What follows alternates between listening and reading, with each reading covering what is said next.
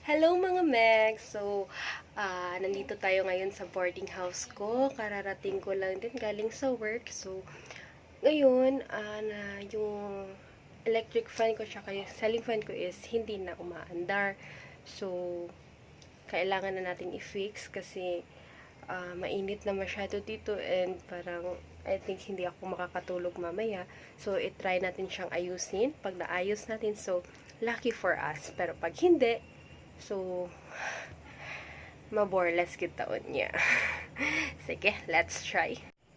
Ayan. Time ito. Okay. So, medyo yung sira niya. Inumpisahan ko na din siya. Tinanggal ko na lahat. Tinanggal ko na din yung cover niya. So, tinanggal ko ito. Tsaka ito din para linisan na lang din. So, nalinisan ko na siya. And then, ibabalik na lang natin. Mamaya, tingnan natin kung magpa-function pa siya, no? Sige.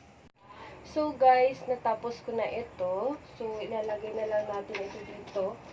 Para ulitin natin ulit kung halimbawa is kailangan pa siyang ipaayos or I don't think so kung kaya natin tong ayusin sa ngayon, pero hopefully sana, no, kasi mainit talaga masyado and parang kailangan talaga ng electric fan dito kasi concrete siya and then bintana namin is medyo hindi pumapasukan ng hangin, so kailangan talaga ng electric fan.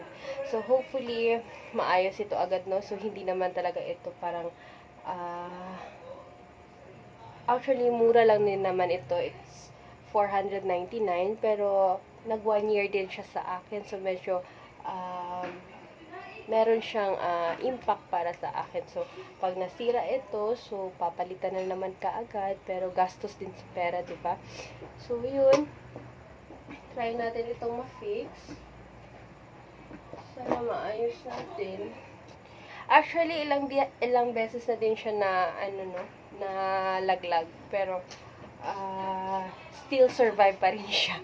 Okay? Nandun pa rin siya sa survival stage. Okay, so try natin, no? I don't think so if gagana ito. So, try lang talaga natin. Okay?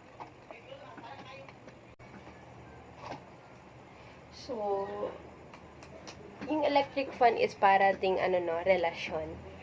So, pag nasira, hindi naman talaga kailangan kaagad na palitan ng bago, diba? So, sometimes, meron din tayong mga kailangan gawin para maayos ulit ito. Kung talagang mahal mo yung tao, diba? Okay. So, ewan ko. Ayaw sa akin, guys. Mga Max. Mali pala. Mali pala siya. Counterclockwise pala. Okay. So, yun. Okay. So, na-fix na natin. And then, try natin ito. Ilagay natin, diba? So, try natin, kung pa-function talaga siya o hindi. Okay. Okay. Wala akong kaalam-alam sa electric fan. Hindi talaga ako marunong mag-ayos ng electric fan, pero kailangan talaga siyang ayusin. Nalinisan ko din naman ito kanina.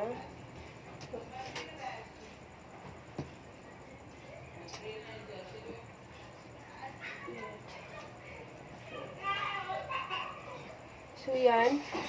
Na-fix ko na siya. Pero, try natin kung gagana ba ito o hindi. So, malalaman natin, Try natin. Kasi, sasaksak ko muna. Ay, actually, nakasaksak na din siya. Kulang na lang is, kailangan nating i-on ito or hindi. Okay? So, sige. Try natin. Sana, guys, tulungan nyo ako sana madala siya. Maawa siya sa akin. Wala akong electric fan sa ngayon.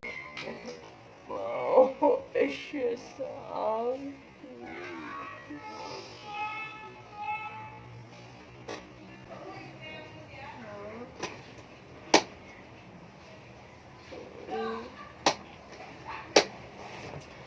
guys, hindi talaga umandar. Hindi talaga ako marunong gumawa. Maayos ng electric fan, guys. Ano to? Medyo marami na ding lamok, guys. Ayaw talaga niya. Pero, tumutunog siya. Tumutunog siya, guys. Pero hindi ko alam kung okay pa ba ito. Kasi, tumutunog lang yung makina niya. Pero hindi siya umiikot. Pero kaninang umaga kasi is nagpa-function pa ito. Kanina pag uwi ko is eto na, hindi ko na siya na pag on ko nito, so hindi na siya umaandar. So, yun. Medyo mainit yung pawis ko, guys. Medyo malaki-laki na din yung mga pawis na pumapatak sa akin. So far, wala tayong magagawa nito. Kung talagang ayaw niya na talaga sa akin, so I will let him free. Charot! Okay. So, guys, yun, hindi na ayos yung electric fan natin. So, siguro, hayaan na lang natin ito.